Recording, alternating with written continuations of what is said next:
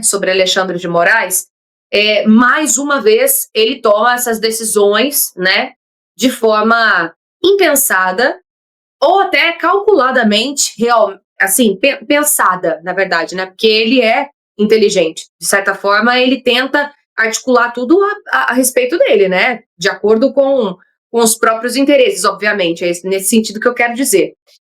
Moraes dá 24 horas para a defesa de Bolsonaro se explicar. Por que ele deu esse prazo de 24 horas? O ministro, ele deu esse prazo para a defesa de Jair Bolsonaro explicar um vídeo que envolve a fala do ex-deputado Eduardo Bolsonaro durante a Conferência de Ação Política Conservadora.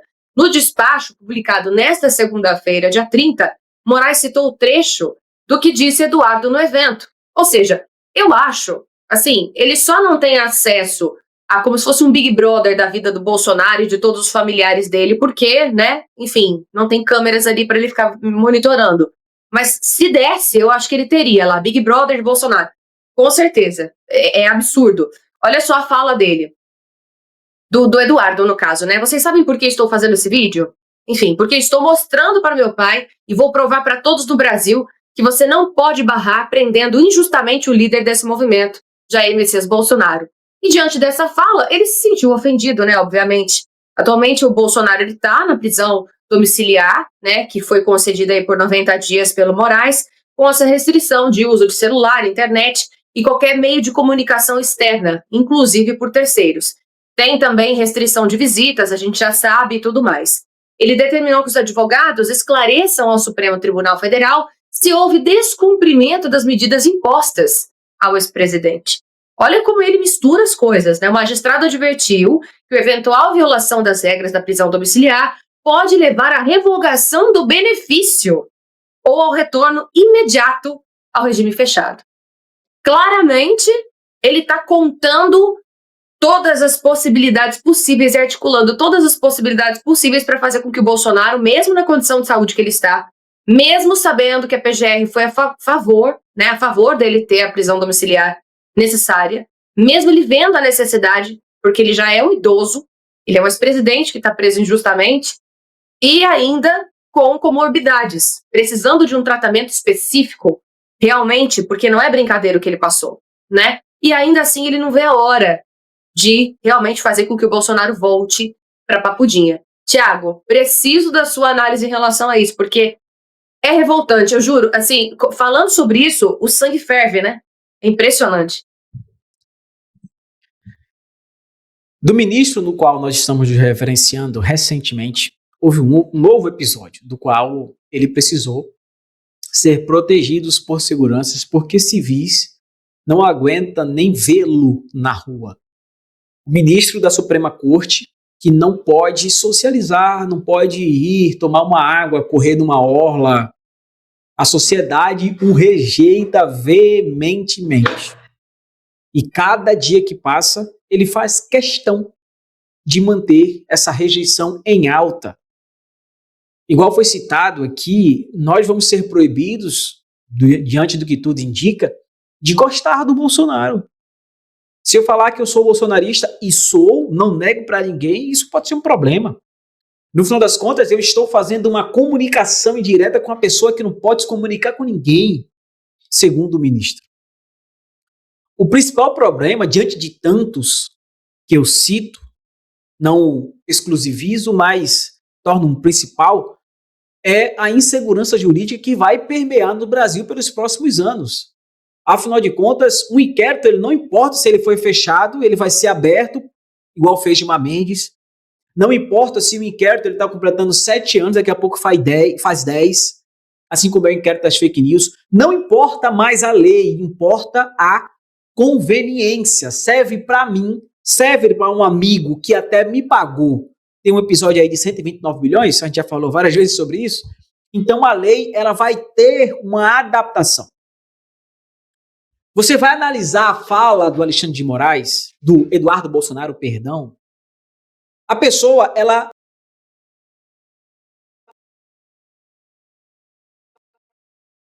que não ele não está em ligação, vai perceber. Continuamos? Continua? Deu certo? Voltou? Pode continuar. Aqui a sua Por conexão outro aqui lado- deu uma falhadinha. Tá, vamos lá. Voltando aqui do ponto que parei. Uma pessoa que não entende nada de português, de inglês, ela vai ler a tradução. Ela vai chegar à conclusão de que ele não está em ligação. Uma pessoa que tem a noção básica do inglês para fazer uma leitura, ela vai identificar um gerúndio que dá a conotação de que Eduardo Bolsonaro vai mostrar para o pai dele quando ele tiver condições de fazer isso. Ele não está em live. Imagina a defesa de Jair Messias Bolsonaro para montar uma peça em defesa de um fato que não aconteceu. Era só colocar, não houve ligação, não houve contato, não houve quebra. Mas, como já é percebido por todos, Moraes só quer um motivo, mesmo que ele seja uma ilação, mesmo que não seja real. Para ele é motivo, então ele vai lá e faz. Ele não viu motivo de mandar petição por parte da Globo e outras emissoras que compartilharam o Bolsonaro naquela versão, junto com a esposa dele, naquela condição, diante daqueles drones, quebrando a decisão dele. Não. É porque a lei, nesse caso, ela faz conveniência para os amigos próximos dele. Mas no caso do Bolsonaro, que o Greenwood já deixou evidenciado que é outro alvo do Moraes, que é o Eduardo Bolsonaro, ele quer encontrar problema, mesmo que ele tenha que criar, mentir, criminalizar, ser inconstitucional, não importa. Ele vai criar a peça, ele vai montar a narrativa e ele vai encontrar o motivo para prejudicar o presidente, porque ele vai colocar na decisão que Jair Messias Bolsonaro, ele simplesmente quebrou um benefício que ele deu. Não, meu filho, não foi você que deu o benefício. A lei ampara pela idade, pela condição de saúde e, porém, os outros motivos. Então, o Alexandre de Moraes, ele, a cada dia que passa, prejudica não só a si, mas o que vai ficar quando ele cair, e não está longe disso acontecer. Mas o precedente que vai ficar é absurdo. Olha como a Constituição brasileira, que é extremamente falha, está sendo tratada em cima de suas falhas. Impressionante como isso é pauta de uma discussão num programa como esse, porque no final das contas é só o que Alexandre de Moraes faz. Ele pega a Constituição, coloca do lado, pega seu texto, escreve erradamente e publica, como se aquilo ali fosse uma decisão original, uma decisão oficial, uma decisão legal, e todos nós sabemos que não é. Vou até aproveitar essa conclusão sua, Thiago, né, falando sobre essas decisões que o Alexandre de Moraes faz em relação à Constituição, inclusive essa falta de ética, né, que ele tem diante das decisões, e até vou aproveitar o momento e responder até a Marieta Ferreira, que deixou um comentário aqui no chat, que ela, é o seguinte, ela fala para a gente não falar mais do Alexandre de Moraes, né, que a gente gosta de ladrões, para a gente parar de falar desse bandido, foi exatamente isso que ela disse aqui. Mas respondendo a Marieta, inclusive, e até algumas pessoas, né, que talvez pensem da mesma forma, a gente não fala dele positivamente, não. Muito pelo contrário, a gente se posiciona muito bem aqui contra as decisões dele, mas é importante a gente alertar as pessoas, porque o que a maioria da mídia faz é passar pano, né? É passar pano para as decisões errôneas que ele faz, dentro dessa ignorância jurídica e dessa insegurança jurídica que a gente vem batendo na tecla aqui todos os dias em todas as nossas edições. É para acordar realmente as pessoas. O nosso jornalismo é independente, o nosso jornalismo ele é real, ele é verdade, nua e crua. Por isso que a gente sofre tanto com shadowban, com censura, que a gente tem medo de falar às vezes o que a gente pensa, porque a gente não pode simplesmente abrir a boca e vomitar tudo que a gente pensa da forma como a gente pensa. A gente ainda tem que tomar cuidado. Né? Isso é triste essa realidade que o Brasil se encontra hoje, é triste essa realidade que as mídias independentes encontram hoje. Não é agradável, dá embrulho no estômago da gente realmente ter medo de falar o que pensa. A gente vive numa falsa democracia, a gente vive em meio a um regime ditador disfarçado. Isso é fato, né? Esse atual regime é um regime assim, e é complicado para nós, entendeu? Estamos aqui à frente todos os dias, porque a gente precisa trazer a verdade. E, infelizmente, é essa pessoa que está no comando do STF hoje, praticamente. Infelizmente, é ele que toma essas decisões. E a gente tem que rebater. A gente tem que questionar. Nosso papel de estar aqui é justamente esse. É questionar, é apontar e fazer com que as pessoas acordem, né? Enfim. E aí a gente conta com os nossos analistas políticos, com os nossos comentaristas, com os nossos convidados, para explanar esses assuntos e mostrar a nossa indignação e o nosso posicionamento realmente conservador e de direita que nós temos aqui da Revista Exato. E aí, Simone, eu gostaria de ouvir você também a respeito dessa pauta. Laís, vamos tentar ser assim, bem detalhista, para que o público que nos acompanha consiga entender. Imagina você de casa que nos acompanha, que esteja respondendo um processo qualquer. E quando você vai responder esse processo, você tem um conhecimento prévio do que a legislação preconiza. No caso do Bolsonaro, eles criam uma legislação específica só para o Bolsonaro, de acordo com, como falado aqui, com o Big Brother, do que acontece na vida do Bolsonaro.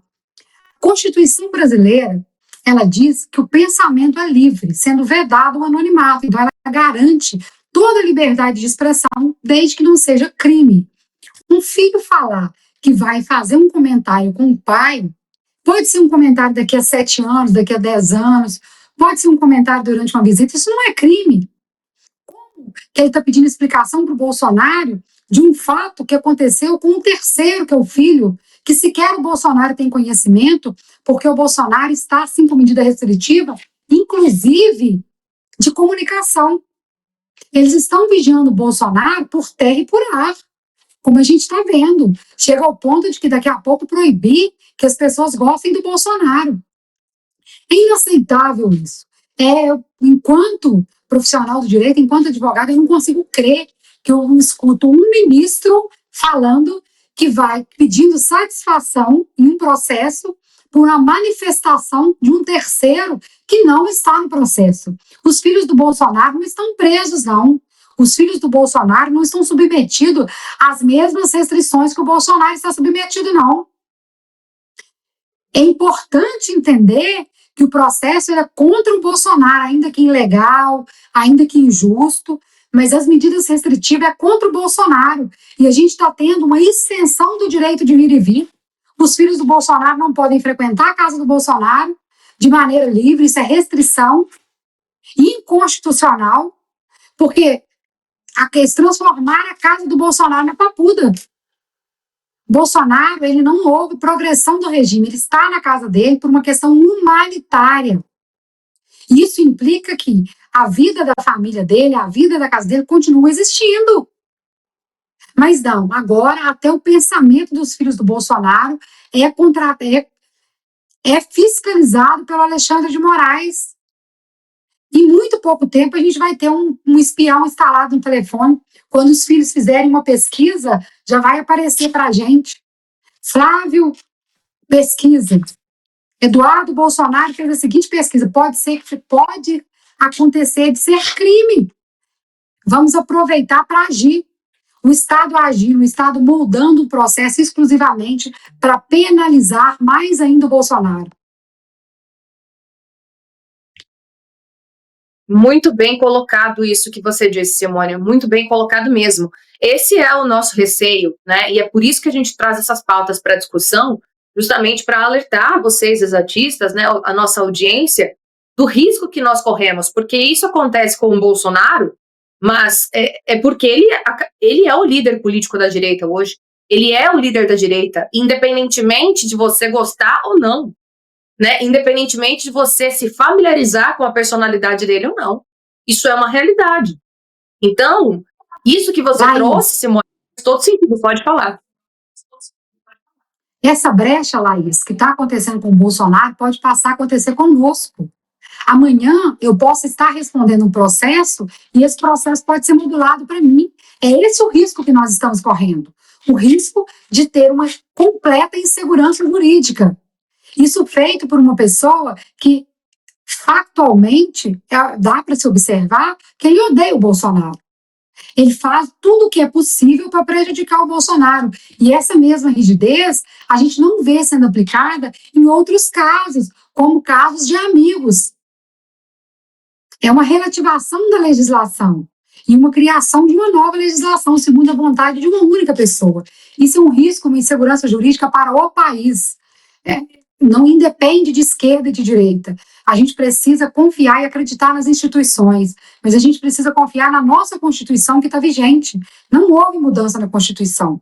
O pensamento é livre. A liberdade de expressão ainda existe.